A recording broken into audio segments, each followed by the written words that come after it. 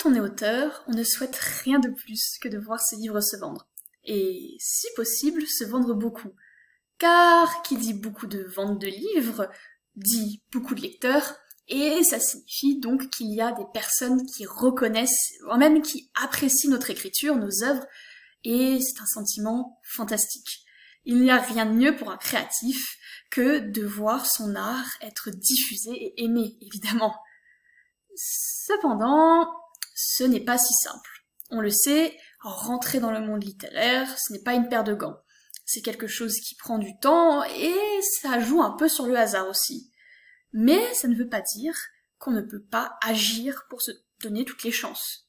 C'est pourquoi je vous propose aujourd'hui de chercher les clés chez ceux qui ont réussi à percer et qui sont devenus des auteurs de best-sellers. À savoir que cette vidéo accompagne le bonus du même nom qui vous procure les conseils d'écriture des auteurs de best-sellers qui se trouveront dans cette vidéo. Le lien est sous la dite vidéo.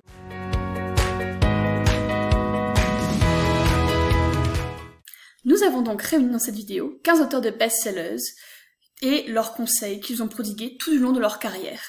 Ces conseils vont vous aider à peaufiner votre style et à améliorer votre organisation d'écriture afin de produire le livre le plus qualitatif, le plus plaisant à lire possible. Alors, nous avons recueilli ces conseils de façon synthétique auprès d'auteurs de qualité, d'auteurs qui sont reconnus dans le milieu et qui ont vendu des centaines de milliers de livres, donc dont le succès n'est plus à refaire. Ces conseils ont été dispensés par les auteurs sur différentes sources, que ce soit leur propre blog, les réseaux sociaux, des interviews, des podcasts, des entretiens avec des écoles d'écriture et ainsi de suite. C'est-à-dire que nous avons réuni un substrat varié de conseils et non pas juste des choses qui ont été énoncées au cours d'interviews qui pourraient être peut-être un peu orientées. Ensuite, il faut savoir que le choix des conseils est libre et arbitraire. Il répond à l'objectif de proposer des conseils variés sur tous les enjeux de l'écriture d'un livre. Nous n'avons pas cherché à orienter les conseils plus d'une façon ou d'une autre. Et n'oubliez pas, cela ne reste que des conseils. Tous ne colleront pas à votre manière d'écrire, à votre manière de faire. Donc, c'est aussi à vous de juger, de jauger ce qui vous convient. Joël Dicker est un auteur connu pour ses thrillers implacables, dont le retentissant La vérité sur l'affaire Harry Kéber, qui lui ouvrit les portes du succès. Et celles-ci ne se refermèrent plus par la suite. Cependant, ce ne fut pas un petit voyage simple pour Joël Dicker, qui a connu moult déconvenues avant de réussir à imposer sa vision et à convaincre les maisons d'édition. En effet, Harry Kéber, qui, on le répète, est un succès énorme, est arrivé après 5 échecs. 5 livres refusés par les éditeurs. Ce fut un succès commercial, car un succès personnel et un plaisir pour moi. Le succès d'un livre est défini par les lecteurs. Les libraires, c'est le succès commercial. Mais je crois que le succès est ce que ça t'apporte à toi. Et ça a apporté énormément de choses à Joël Dicker, je le pense.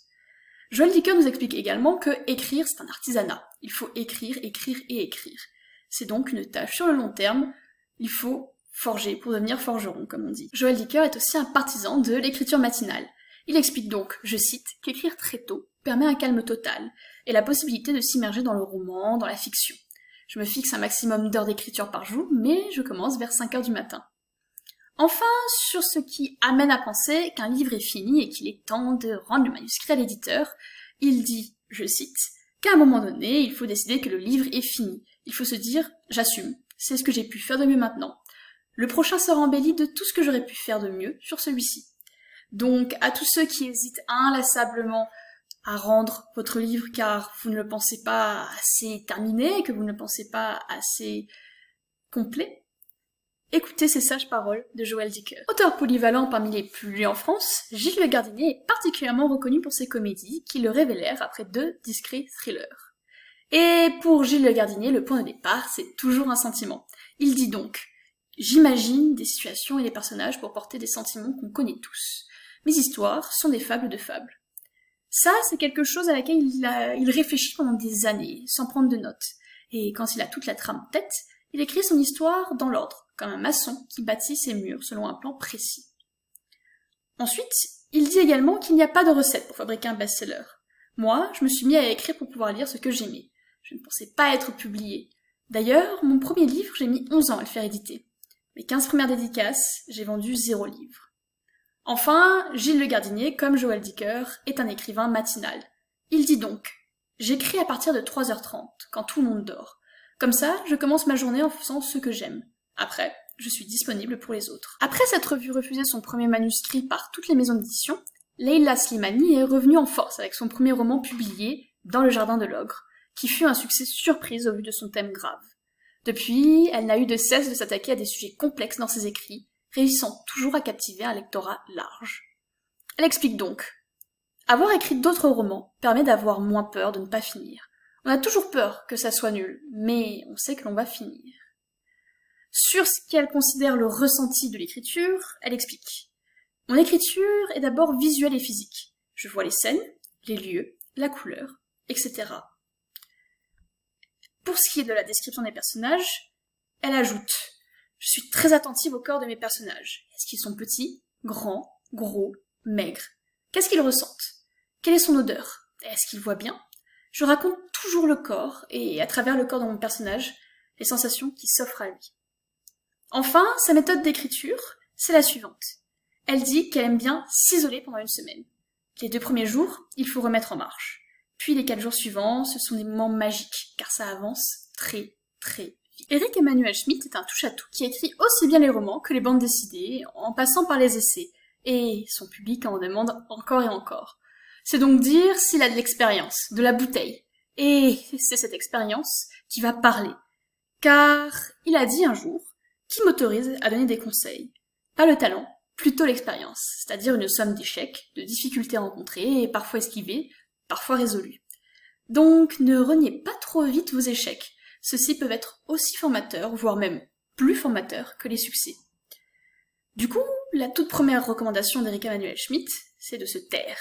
Il dit « Si une histoire vous demande à vivre, ne lui laissez qu'une porte pour voir le jour, celle de l'écriture. Interdisez-lui toute autre issue.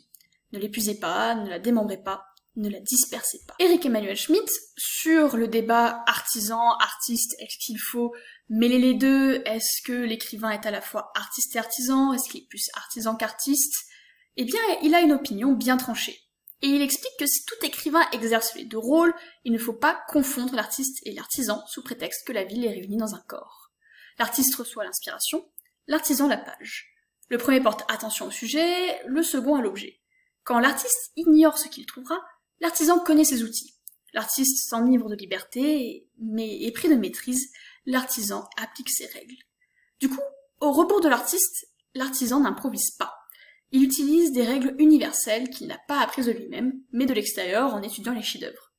Nettoyer, corriger les faiblesses, renouveler le vocabulaire, unifier les images, affiner le hâtif, allonger le furtif, raccourcir l'itératif.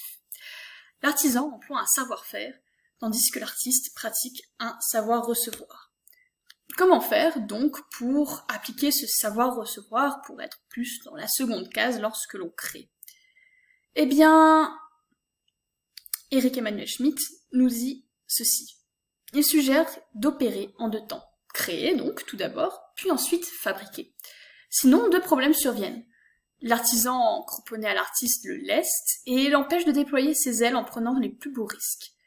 L'artiste, lui, débarrassé de l'artisan, ne fournit que l'esquisse d'un ouvrage, un livre prometteur au lieu d'une promesse tenue. Et il conclut sur ces mots. L'homme crée en un seul geste, il travaille en 1000 gestes. Sans inspiration, le texte expire. Sans correction, le texte soupire. Respectez d'abord l'artiste en le libérant des inhibitions, des entraves. Laissez-lui son élan, son feu, sa fièvre, ses vertiges. Respectez ensuite l'artisan, qui laborieusement retranche les approximations et polit les pages durant des semaines. On ne présente plus Stephen King. Maître anglophone du suspense et de l'horrifique littéraire, ses œuvres sont entrées en nombre dans la culture populaire. On pense à Carrie, Misery, Shining ou encore ça. Et il a imprimé, et même imprime encore, la littérature de son style et son expertise, inspirant moult auteurs et artistes en général. Aussi, il n'est pas étonnant de le voir avoir fait un essai sur l'écriture dans lequel il prodigue ses conseils. Nous avons donc extrait quelques points clés de son ouvrage « Écriture, mémoire d'un métier ».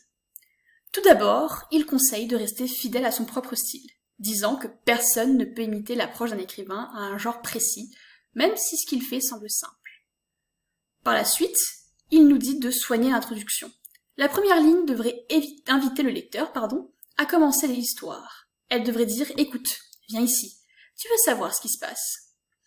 Autre point qu'il souligne, très simple mais très important, il faut faire des paragraphes. Les paragraphes sont aussi importants sur le plan visuel que sur le plan significatif. Ils sont les signes de l'intention. Enfin, dernier point que nous avons relevé, ne pas être exhaustif dans les passages descriptifs.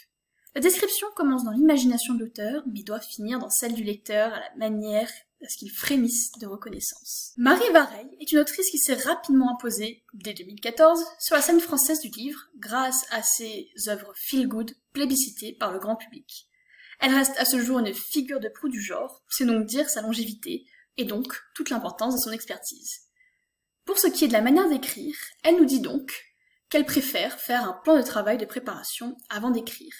Elle aime noter ses idées, faire des plans et développer l'histoire. Ce qu'elle explique du coup de son processus, c'est que, en général, elle finit avec un plan détaillé d'une 15aine de pages et des fiches pour chacun de ses personnages. Ça lui permet d'éviter les incohérences et de gagner beaucoup de temps de relecture et de réécriture. Ensuite, pour ce qui est du rythme d'écriture, justement, elle préconise « Écrivez tous les jours. Même si vous ne pouvez libérer que 20 minutes par jour, essayez de ne pas laisser votre manuscrit de côté plusieurs jours d'affilée. C'est très difficile de se remettre dans son histoire quand on l'a abandonné pendant plusieurs jours. » Enfin, sur le point des personnages, elle explique ceci. Un personnage réussi est un personnage réel, auquel le lecteur s'attache ou qu'il déteste avec la même force qu'une personne de son entourage. En général, ce sont des personnages qui ne sont pas manichéens, des héros avec des faiblesses, des méchants avec des excuses, bref, des êtres humains. Passons à Bernard Werber, l'un des auteurs français les plus lus au monde à ce jour, qui se sert habilement de son passif de journaliste scientifique pour mêler fiction et approche encyclopédique. Sa saga majeure, Les Fourmis, touche jusqu'au milieu scolaire. Et donc, sur l'écriture, Bernard Werber nous partage deux réflexions. Tout d'abord, il nous dit que l'écriture est un exercice d'endurance, et non un sprint. Il faut écrire beaucoup, et sans relâche. Enfin, pour ce qui est du plaisir de l'écriture, Bernard Werber nous dit qu'écrire, ça commence par le désir. Karen Pont est une autrice qui a su s'inscrire en son temps, puisque, en parallèle de sa participation à des concours qui lui ont ouvert les portes de la publication, elle est parvenue à fidéliser son public via son blog et ses notes de bas de page emplies de personnalité. C'est donc une personnalité définitivement moderne et qui a aussi beaucoup à nous apprendre sur l'écriture d'aujourd'hui. Karen Pont dit donc que pour elle, une journée d'écriture est réussie quand elle atteint l'objectif fixé. Elle essaye de se fixer des objectifs de mots par jour, en général 1500. Ça lui donne un cadre. Ensuite, en ce qui concerne les personnages, elle a à peu près la même vision que Marie Vareille. Elle dit « J'écris d'abord les personnages, avec une fiche vierge que je remplis. Elle est très détaillée. Enfin, sur ce qui concerne le processus de création, elle nous avoue que souvent la fin s'impose. Je me dis, ça ferait une belle fin. Il m'arrive aussi que l'idée du roman arrive par la fin. Tatiana de Rosnay officie tout autant dans le roman que dans la nouvelle, et tout autant en français qu'en anglais. Elle qui a écrit depuis ses 10 ans mais qui n'a commencé à se faire publier qu'à partir de sa trentaine, réussit donc à toucher un large public qui aime son écriture et qui donc sera probablement friand de ses conseils. Tatiana de Rosnay nous dit donc qu'elle n'attend pas l'inspiration, c'est un travail. Toute l'inspiration doit se faire en amont, tout ce qui se passe dans votre tête et votre imaginaire. L'inspiration, c'est comment on capte l'idée. Puis on s'assied, et on écrit. Tatiana de Rosnay a aussi fait sienne la devise de Zola, pas un jour sans une ligne. Enfin, pour un côté un peu plus plaisant, un peu plus hors de l'écriture, dira-t-on, elle a confié qu'elle a une playlist, et que dès qu'elle entend une musique qui lui plaît, elle la Shazam. C'est une musique qui joue en fond sonore, et donc, probablement, qui inspire son écriture aussi. Agnès Martin-Lugan a découvert sa passion pour l'écriture plus tardivement que d'autres. Et grand bien lui en a fait, car ses romans, qui abordent des sujets sociétaux très actuels, rentrent souvent dans les classements de vente et lui assurent, depuis 2013, une place parmi les auteurs préférés des Français. Alors repartons sur le sujet du personnage principal, car c'est un sujet qu'elle aime bien aborder. En ce qui concerne du coup le personnage principal, elle a expliqué « Je dois ressentir ce qu'il vit. Il faut que j'ai la boule au ventre. Je pleure, je ris en écrivant, je dois avoir des nausées. Il y a un côté schizophrénique. J'écris à la première personne du singulier et je m'efface. Aussi, sur un cadre un peu plus large du personnage et non pas seulement du personnage principal, elle a dit « Je me demande avec qui j'ai envie de passer du temps pendant un an. Ce sont les personnages qui m'amènent vers l'histoire. » Et donc, pour conclure sur ce qu'est une histoire selon elle, elle nous dit « Il faut écrire des histoires que l'on a envie de défendre. » Parlons maintenant de Nicolas Mathieu, une figure engagée de la littérature qui décrit dans ses romans à succès les méfaits de la désindustrialisation et le choc des classes. Et attardons-nous sur un aspect un peu plus peut-être théorique de l'écriture. Nicolas Mathieu explique donc que notre cerveau est conditionné pour embarquer une quête, un protagoniste, des obstacles, et ainsi de suite. Mais aussi que tous les personnages doivent être mus par un désir. Il n'y a pas de personnages statiques sans volonté. C'est par leurs actes que mes personnages se définissent, et par des petits détails. Enfin, pour ce qui est de l'écriture du livre, je pense qu'il a une vision assez similaire à celle de Joël Dicker en disant qu'il faut écrire le livre que l'on peut.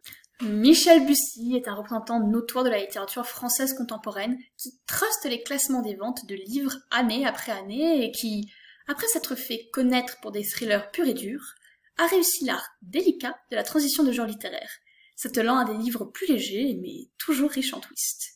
Du coup, comment Michel Bussy a réussi cet exploit? Comment elle a réussi à fidéliser un tel public? Eh bien, lui aussi, il a ses petits secrets qu'il a révélés. Tout d'abord, pour ce qui est du processus d'écriture, il nous dit « Je prends 15 jours, 3 semaines pour construire l'histoire. » Ce n'est pas une phase littéraire. Donc il y a quelque chose qui dépasse le littéraire dans le livre. Mais petit point, petit fait, même dirais-je anecdotique, il explique « Je prends des prénoms décalés, peu fréquents, qui donnent déjà une histoire au personnage. » J.K. Rowling, autant dire que c'est un nom que tout le monde connaît. Elle est l'autrice jeunesse du XXIe siècle avec sa saga cultissime Harry Potter qui, à ce jour, s'étend encore grâce à des spin-offs sur son univers riche. Elle a donc beaucoup à dire sur ce qu'est l'écriture et sur ce qu'est l'inspiration, l'imagination, mais également la réception. Elle nous explique donc que les moments de pure inspiration sont glorifiés, mais ce qui fait le quotidien d'un auteur, c'est plutôt la transpiration que l'inspiration. Il faut parfois écrire même lorsque votre muse ne coopère pas avec vous. Point qui n'a pas été particulièrement abordé par les autres auteurs, celui de la réception et donc de la critique, elle nous dit ceci. Le rejet et la critique font partie de la vie d'un auteur. La critique constructive est utile, et même les plus grands écrivains ont vu leur travail rejeté plusieurs fois. Enfin, en ce qui concerne lecture et écriture, elle mêle très clairement les deux, disant « Vous ne pouvez pas être un grand écrivain sans lire beaucoup. Observez ce qui marche et ce qui ne marche pas, ce qui vous touche et pourquoi. Peu à peu, vous trouverez votre propre style. » Michel Houellebecq est un auteur traduit dans de multiples langues et lauréat de nombreux prix littéraires. Il nous explique écrire par ramification, sur plusieurs blocs, à la main. Certains blocs contiennent des ajouts pour compléter les chapitres du livre. Parfois, il faut bouger des éléments pour que la construction tienne, rajouter de petits paragraphes temporels. Encore une fois, sur le sujet des personnages, il a quelque chose à dire. Il explique.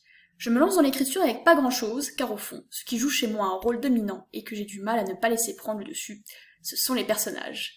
Je ne les contrôle pas très bien, et aucun écrivain ne contrôle vraiment ces personnages. Enfin, sur la position du lecteur, Michel Houellebecq se positionne ainsi. La question la plus importante en écriture, c'est le travail supposé du lecteur. Tantôt tu changes de cap brutalement et tu te dis que le lecteur comblera les vides, tantôt tu l'accompagnes, tu l'enveloppes. Enfin, Agnès Ledig a commencé à écrire pour exorciser la douleur d'un événement tragique de sa vie et est, depuis, devenue une autrice remarquée en France. Écrivant autant des romans généralistes que de la jeunesse, sa plume a su convaincre petits et grands. Sur ce qui concerne la finition, la conclusion d'un livre, elle a un avis qui est partagé, vous l'avez vu, par bon nombre d'auteurs de cette liste. Elle dit « Même si on a passé une journée entière sur un paragraphe, il faut essayer de se dire « Je suis contente de ce que j'ai fait ». Et pour ce qui est de la construction du livre, là encore, elle partage certains points avec d'autres des auteurs que nous avons vus, même si évidemment il y a ces petites spécificités. Aussi, sur son travail, elle explique cela. Je travaille de façon linéaire, en commençant par le début. Parfois j'ai des flashs, souvent la nuit, de chapitres plus éloignés. Il m'arrive de les écrire et de les raccrocher ensuite. Et pour ce qui est de la fin est là dès le départ.